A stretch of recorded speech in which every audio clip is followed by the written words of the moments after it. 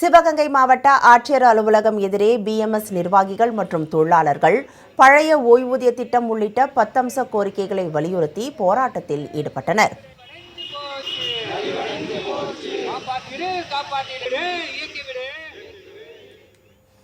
திண்டுக்கல்லில் நாட்டு செங்கல் சூளை நடத்துவோருக்கும் வண்டல் மண் வழங்க வேண்டும் என தொழிலாளர்கள் மாவட்ட ஆட்சியரிடம் மனு அளித்தனர்.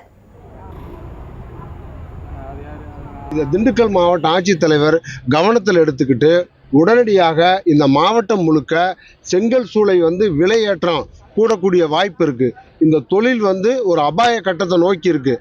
இதை மாவட்ட ஆட்சித்தலைவர் அவங்க நடவடிக்கை எடுத்து இந்த தொழில் மேம்படுத்தணும்னு சொல்லி பத்திரிகை ஊடகத்தின் வாயிலாக நாங்கள் கேட்டுக்கிறோம்.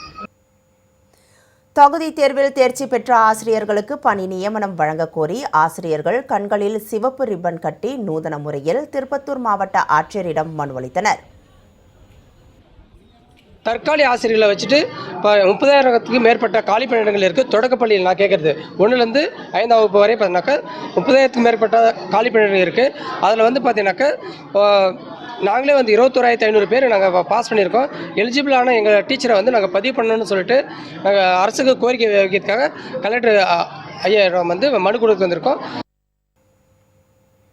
திருச்சி மாவட்ட ஆட்சியர் அலுவலகம் முன்பு மேட்டூர் அணையில் கூடுதலாக தண்ணீர் திறக்க வலியுறுத்தி கருகிய பயிர்களுடன் விவசாயிகள் போராட்டம் நடத்தினர். இப்போ வாழையெல்லாம் பார்க்குறீங்க, நாங்கள் நட்டு அந்த வாழை நட்டு 2-3 மாதம் ஆகுது. ஏறத்தாழ ஒரு ஏக்கருக்கு லட்சக்கணக்கான ரூபாய் செலவு பண்ணியிருக்கிறோம். கண்ணுக்கு கூலிக்குன்ட்டு உரமுன்ட்டு. இப்போ இந்த அளவுக்கு காரிய போச்சுன்னா எங்களுக்கு பெரிய இழப்பீடு ஏற்படும். அதனால் அதை காப்பாற்றுறதுக்கு உடனே தண்ணி தேவை. அதில் மாவட்ட நிர்வாகம் இருக்கணும்.